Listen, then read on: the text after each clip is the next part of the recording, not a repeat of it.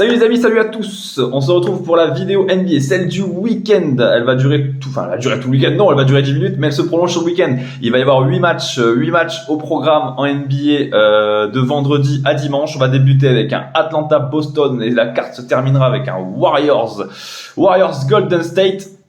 Des séries qui sont vachement intenses. Le niveau a augmenté en play-off de manière concrète et ce n'est pas pour nous déplaire. Aujourd'hui, nous allons partir avec Winamax qui reste l'un des bonus les plus attractifs à l'heure actuelle du marché, avec un premier dépôt doublé immédiatement en free bet jusqu'à 100 €.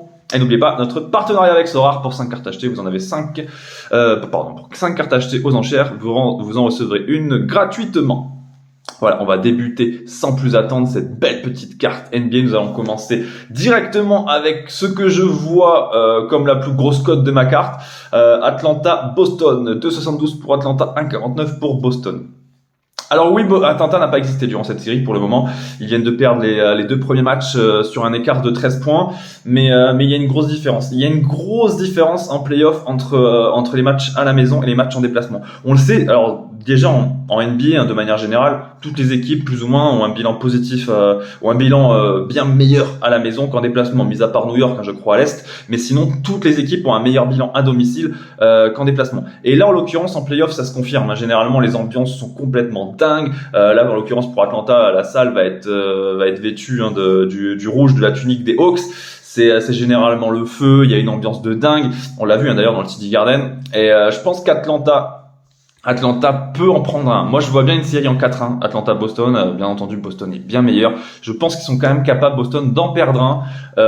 Voilà, comme je vous l'ai dit, 24-17 le bilan des Hawks à la maison cette année. On peut même un 24-17, c'est quand même assez propre. En plus, c'est une franchise qui a quand même de l'orgueil, qui sort des play-in et qui doit le prendre. Et Trae Young doit augmenter son niveau de jeu pour le faire. En tout cas, moi, je pense que les Hawks sont capables vraiment de le prendre, celui-ci. Deuxième match de cette carte NBA.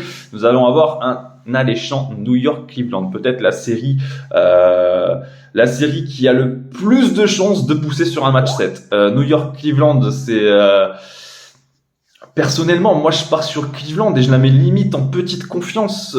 Même pour ma part, moi ce soir, ça sera ma confiance de la soirée. Je l'ai pas indiqué dans le tableau qui va venir, mais très honnêtement, quand je vois Cleveland, quand je vois New York en déplacement et quand je vois New York à la maison, généralement il y a un fossé. Et comme je viens de vous le dire, New York est une équipe qui joue mieux en déplacement qu'à la maison. Le bilan pour un 5e, je vous parle de conférence Est, est vraiment pas terrible. On est sur 23 victoires pour 18 défaites. Ils ont tendance à faire un peu n'importe quoi dans le Madison, et Cleveland, dans la continuité de ce qu'ils ont montré lors du dernier match, il y avait vraiment une grosse différence entre les deux équipes, où Cleveland a gagné 107-90.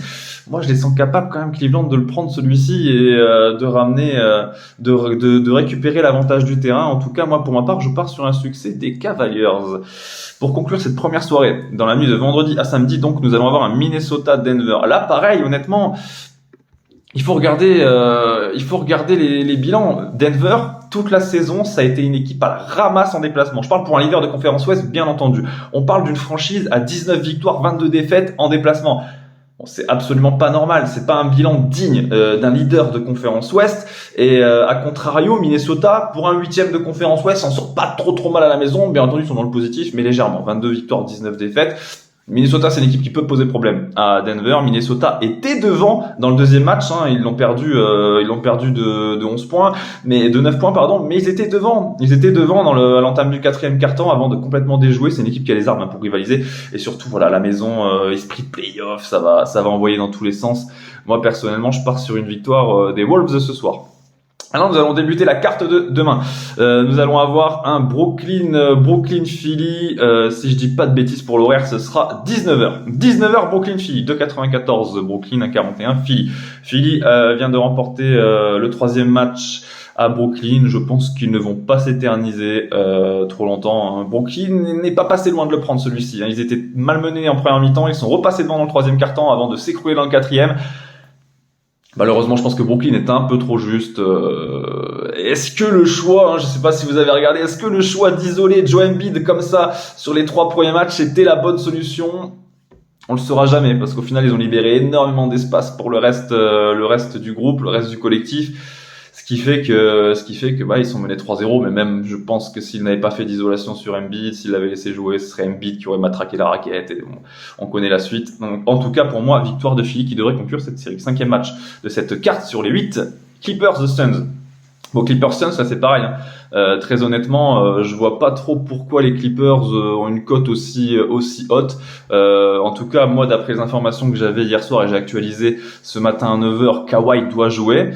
Et je vois mal les Suns quand même remporter les deux dans la Crypto.com Arena. Je sais pas si vous l'avez vu, si les Suns se sont imposés contre les Clippers, c'est en grande partie dû à l'absence de Kawhi, hein, qui a raté le match 3. Ce qui est très inquiétant, on va pas se mentir, c'est que pour qu'un mec rate un match aussi important, je pense que la gravité de la blessure, elle est quand même pas mal, parce qu'honnêtement, normalement c'est pour son genou, et là, s'il rate ce match 3, ça pourrait être ce match 4, pardon, c'est impossible qu'il le rate, mais dans quel état il va être, et bon, en tout cas, cote à 2,70, ça se prend. J'ai envie de vous dire, une cote à 2,70, ça se prend après, en fonction aussi de l'état de Kawhi.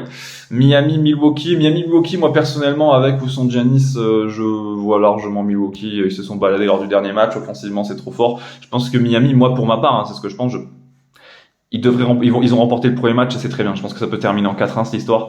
Et Milwaukee, c'est mis à l'endroit et je pense que c'est terminé. Moi, pour Miami, la différence de niveau est trop importante. En plus, Miami, on parle de la pire défense de la pire attaque de la NBA, deuxième défense, pire attaque de la NBA cette année. Et la pire attaque vient de perdre son deuxième scoreur, celui qui est capable de prendre feu à tout moment, Tyler Hero, pour la saison. Moi, je pense que ça va être un peu trop compliqué quand on voit tous les scoreurs qu'il y a du côté de Milwaukee. Moi, je la sens pas, cette fin de série pour Miami. Nous allons arriver sur les deux derniers matchs de cette carte NBA, les deux derniers matchs, hein, qui se dérouleront en fin de week-end. Nous avons un Lakers-Memphis, hein, pour commencer, un 48 Lakers 2,68 Memphis.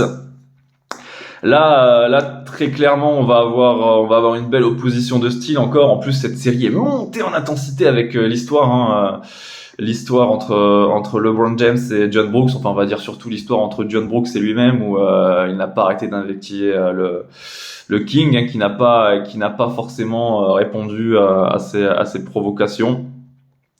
Ja Morant a été exclu pour le match de mercredi pour une blessure à la main. Normalement, il devrait jouer. Après, c'est pareil, dans quel état il va être, on sait pas trop. Mais normalement, Ja Morant devrait jouer.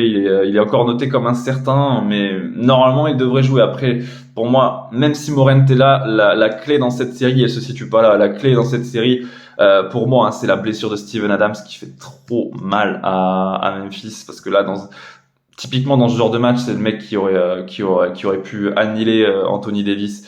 Et je pense que au final, ça apporte un épouvantail de solutions offensives pour les Lakers qui est trop important. Et pour ma part, je vois une victoire des Lakers à la maison. Voilà, ils ont activé le mode playoff, on le sait. C'est une équipe de tueurs à ce niveau. Je pense qu'il y aura pas trop de soucis à se faire.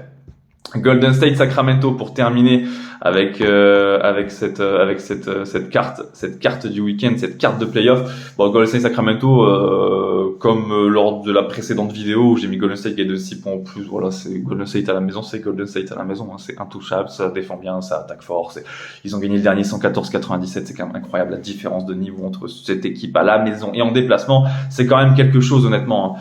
Mais déjà pour eux, il va falloir qu'ils en remportent un en déplacement s'ils veulent le faire, mais là, même les books, là, ils y croient plus du tout à la victoire des Kings, la victoire des Kings qui est passée à 3,60, victoire des Warriors 1,29. Bon, il y avait une différence de niveau conséquente et flagrante dans le match 3.